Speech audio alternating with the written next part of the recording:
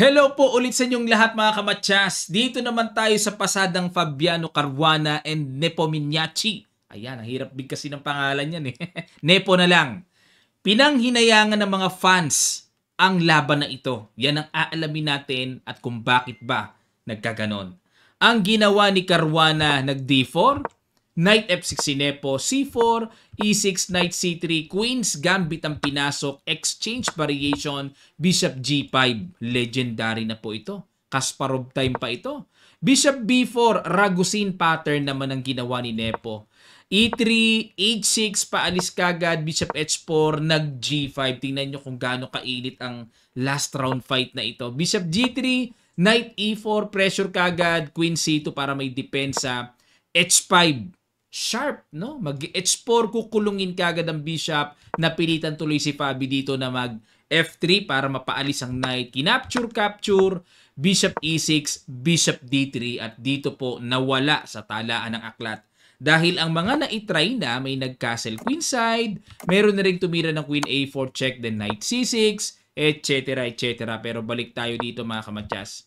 Bishop D3, C6, castle queenside, Knight D7, nag-F4. Powerful ang move na yan para sa akin dahil may paramdam kagad ng malakas na pressure, kukunin ng Bishop, tumakas kagad si Nepo. Knight F3 na bad move naman dito si Fabi. Dapat daw po ay Bishop E2, salubungin na pala yan na mauubligang kumapture dyan. Tapos Knight G takes E2 and Knight B6 and Queen E7. Yan ang mga choices na mainam sa black. Pero slightly better for white. Yan daw dapat. Balik tayo mga kamatya sa ginawang Knight F3. Queen E7, atake sa E3, nag-E4. Kinapture na ang Knight, capture at nag-Bishop takes F3. Ayan. Dito maaaring mapatanong kayo, Coach, ba't hindi kinapture yung pawn sa E4? Double pa yan. Kakapturein lang kasi yan.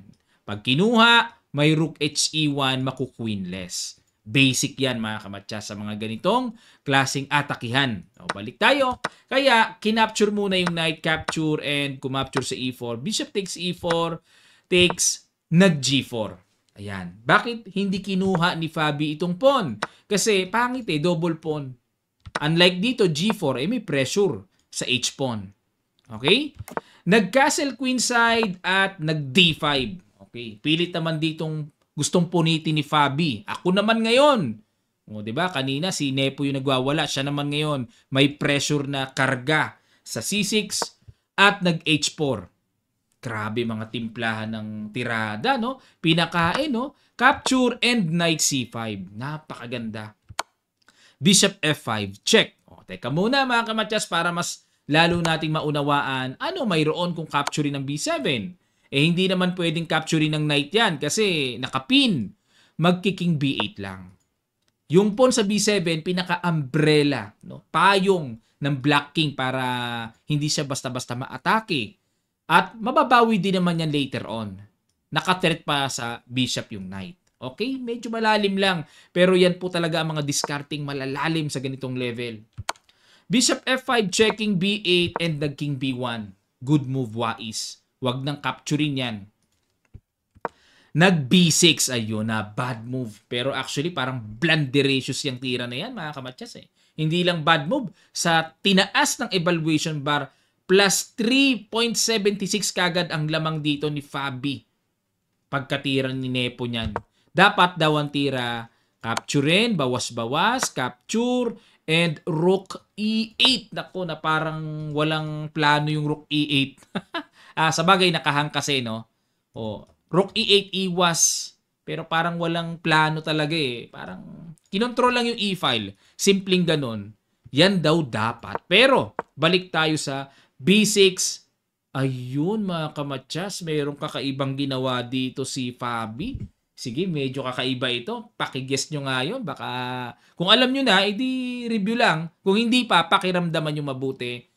Guess nyo, sa ilang sandali lang tutuloy kagad natin. Start!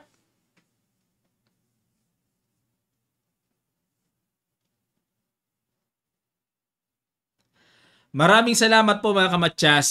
Grabacious na tira, Rook D7. By Fabi. Ayan. Ang ginawa, Rook takes D7. O, teka muna. Coach, ano mayroon kung knight ang ipang-capture dyan? Mag-CC7 check. Pag umangat, capture knight with check.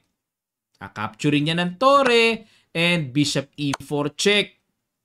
I-atras natin sa b8, may queen c6. Yan ang super deadly combination ng pyesa. Naku po, b7, a8, sakit ng ulo talaga dito ng black.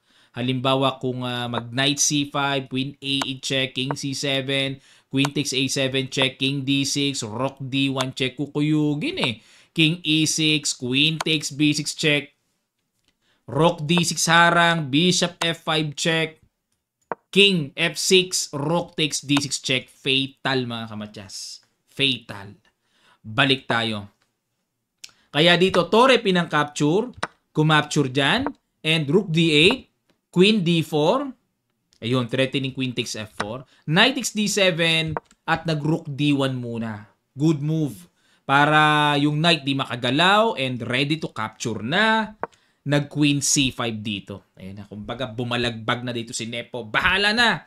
Basta makalaban-laban kaysa sa makuha ng buong-buo yung knight na yan. Nag-queen takes f4 check, queen c7, at nag-queen d2. Maintain the pin, sugswang ang knight rook. Nag-h3. Ayan, para may panggulo dyan sa kabila at buong-buo na bang kukunin yan? Bishop e4, yan ang malakas na tira. Iniwasan lang ang knight, pero may paparating na queen d5. Naku po, papaano aawatin ng napakalakas na papasok na atake mga kamatyas. Teka muna mga kamatyas, baka mapatanong kayo, Coach, ba't hindi kinapture? Buong isang pyesa na lamang. Mag-h2 kasi. Capturean patuloy dyan ng puti. Takes, hindi makaangat ang tore, mag-h1 queen. Ayan po ang paparating. Kaya, hindi tayo dapat basta-basta ka-capture. No? Kailangan i-consider yung mga paparating. Ano ba talaga ang mayroon? So, balik tayo. Bishop e4, pero computer move po dito ay f4. Pag nag-h2, bishop e4. Yan ang tiradang stockfish. Pero balik tayo dito sa bishop e4 ni Fabi. Nag-a5. Bakit? Queen d5 expected, king a7. Para yung a8 square ay masecure na walang mga sundot-sundot doon. At nag-queen takes f7. Nanginain naman dito si Fabi. h2. No, maliit man yan pero panggulo pa rin yan. Nag-queen h7. Para talagang totally mapigilan. Grabe, tinan nyo yung knight di makagalaw. Naka-pin-pin. Pin-pin, disarapin po ang posisyon na ito. Grabe kahirap. King b8, a3. Pasingaw muna para secure naman din ang puti na anuman mangyari, may extra square ang white king. Queen e5. Ayan na. Queen e5. So, hindi pa basta-basta makapture kasi may iwanan mamaya yung h1. Nag-queen h6. Ano idea ng queen h6? Ay, naku, doon pa rin pupunta. Sa c6, pagpapatungin pa rin. Nag-queen c7, inagapan kagad ni Nepo. Malakas ang paparating na yan. At nag-g5. Good move. Controlled ni Fabi ang position. Nag-rook g8. Ayan na. Nakaiwas na rin para makaalis na rin ang knight. Nag-rook h1. And time naman para pabagsakin ang nanggugulong h2 pawn. Nag-knight c5. Bishop h7. Ayun. Teka muna mga kamatyas. Much better daw ay bishop c2. Yan muna daw ang mas matimbang na tira according to computer engine Stockfish. Pero balik tayo sa bishop h7. Kinapture. Nagpa-quality down. Capture takes king a1. Yun lang mga kamatyas. Sablay din ang tira according to computer. Dapat daw po ay king a2. Na kapag nag-queen f7, check king a1. Nakakailang lang pasukin pero yan ang accurate. Knight b3 check, king b1, queen takes f3, and queen e5 check. King a7, queen takes h2. Decisive advantage pa rin ng white. Kasi syempre, tore yan and medyo hindi naman ganong kahirap atakihin ng black king dyan. Exposed pa rin yan. Balik tayo mga kamatyas. Ang ginawa kasi king a1, queen c2, good move by Nepo. Depensado pa rin ang pawn sa h2. Naka-recover biglang evaluation bar. Slightly better na lang dito ang puti. Queen g8 check, king a7, king a2, Ayun, para walang knight B3 check, mga ganun-ganon. Pero nag-A4, dinagdagan ng mainam na control ang B3 square. At nag-F4 para yan naman ang ipanggulo dito ni Fabi. Nag-knight B3. Ayun, bumalik ulit ang napakalaking lamang dito ng puti. Bad move ang tira ni Nepo. Dapat daw ay king to A6. Nako, pagkahirap-hirap makikita niyan. Unang-una, nakakailang yung mga sundot-sundot ng check. Nako, ayaw ng human eye nature yan. Yung mache-check ng mache-check. Balik tayo. Pero nag-knight B3, Queen G7 check, King A6, Queen C3. Good move. Siyempre, pag na-exchange ang Reyna, bitin ang pawn and paano yung pass pawn. Ubos ang black dyan. Kaya, obligadong umiwas. Queen C4 check. Teka muna. Dapat daw Queen C8 check. Ano naman ang pinagkaiba? Pag nag-King A7, Queen D7 check. Makukuha yon. May kuha doon. Pag nag-King B8, Rook E1. Hahayaang maka-Queen pero may matchas dun sa dulo. Yan ang dapat, no? Pero, balik tayo sa ginawa ni Fabi. Queen C4 check, King B7, Rook E1. Ayun, threatening matchas pa rin naman. Sige, mag-Queen ka, parang ganon. Knight C5. Ang ganda ng Knight C5. Pang takip. Nag-Queen F1, good move pa rin. Queen D5 check, King B1, Queen F5 check, King A1, Queen C2. Still, lamang pa rin ng malaki si Fabi. Nag-F5, ayan na po. Push na. Knight D3, nako, pag hindi nakita, matchas pa. Rook B1, Knight C5, bumalik para may check. Pero nag-F6, parang wa effect naman no? Knight B3 check, King A2, nag-Knight D2. Ayan, dinobol. And the Queen H1 check tempo. King A7, nag-Rook C1 tempo. Queen B3 check and King A1. Nag-Queen E6. Makuha man ng H2, may Knight B3 tapos tipong makukuha yung pass pawn. Nag-Rook C7 check. Ayan na. Yan na po yung matinding tirang pinanghinayangan ng napakarami, especially ang US fans. Mga chess lovers sa US na sumusubaybay kila Naka, Fabi, na lungkot daw dito sa tirang yan. Dapat daw po ang tira ay Rook D1. Pag nag-Knight B3 checking B1. Pag kinapture yan, basta makuha yung pawn sa H2, winning pa rin dito ang puti.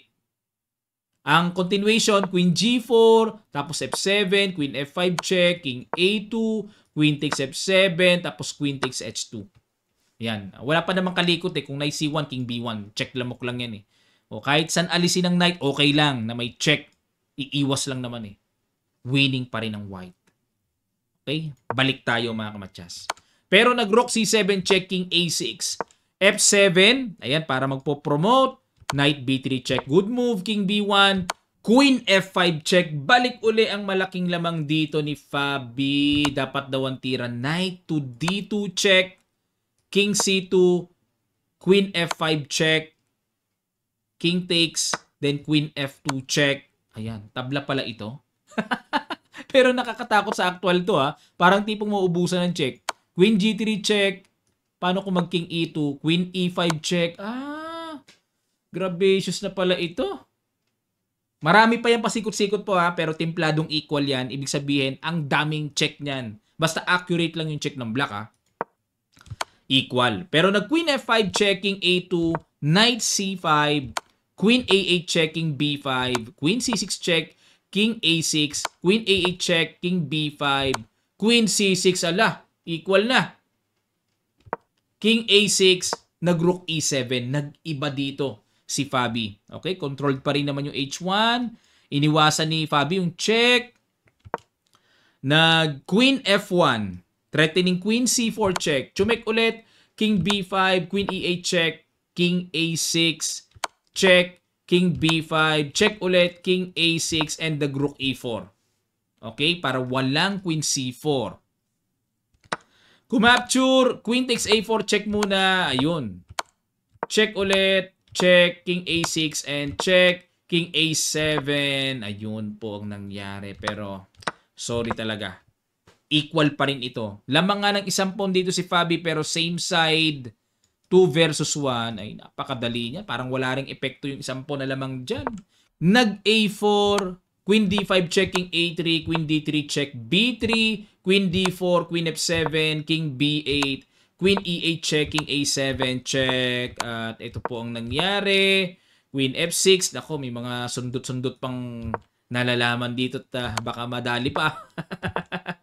Queen E6, Queen D3. Yan, ika-90th move ng Black King A7. Umabot ng 90 moves. So, ganun ka dibdiban ang laban dito mga kamatyas. Sa candidates. Malaking pera kasi ang usapan pagka World Championship na mga kamatyas eh. Napakalaking pera. Minimum of $1 million para matuloy ang World Chess Championship. Pero sa actual po, tumataas pa eh. Nagiging 3 to 5 million pa eh, yung accumulation ng mga sponsors eh. Pero grabe talaga. Kaya bearing na bearing sa kanilang candidates kasi talagang hindi lang po prestige but money ang laki ng makukuha sa World Chess Championship. Kahit matalo ka, malaki pa rin ang budget. Nauwi po sa tabla mga kamatyas. At bagay na pinag-celebrate ng India dahil nakaungos ng 0.5 si Gukesh. Malinaw na si Gukesh. Wala nang tiebreaker match pang mangyayari. Diretso na. At nagiintay na sa upuan. Kaharap si World Champion Ding Liren mga kamatyas. Grabe. 17 years old lang si Gukesh. Youngest na nag-champion sa candidates ayon sa history. Malupites mga kamatyas. Maraming salamat po ulit sa inyong matiyagang pagsubaybay sa haba ng sa bilang ng videos nating na-upload dito sa ating analysis. Abang pa tayo ng mga malupitang nangyari pa or mangyayari pa sa buong mundo. Okay? At pasadahan naman natin sa ibang pagkakataon sa next video natin ang nangyari namang update sa women's division para yung mga kababayan natin na nasa iba't ibang panig ng daigdig, hindi lamang po sa Pilipinas, ay maka-update din naman po dahil nag-aabang din naman sila sa women's division. Okay, maraming salamat po mga kamatyas. Kita-kits sa mga susunod pang videos.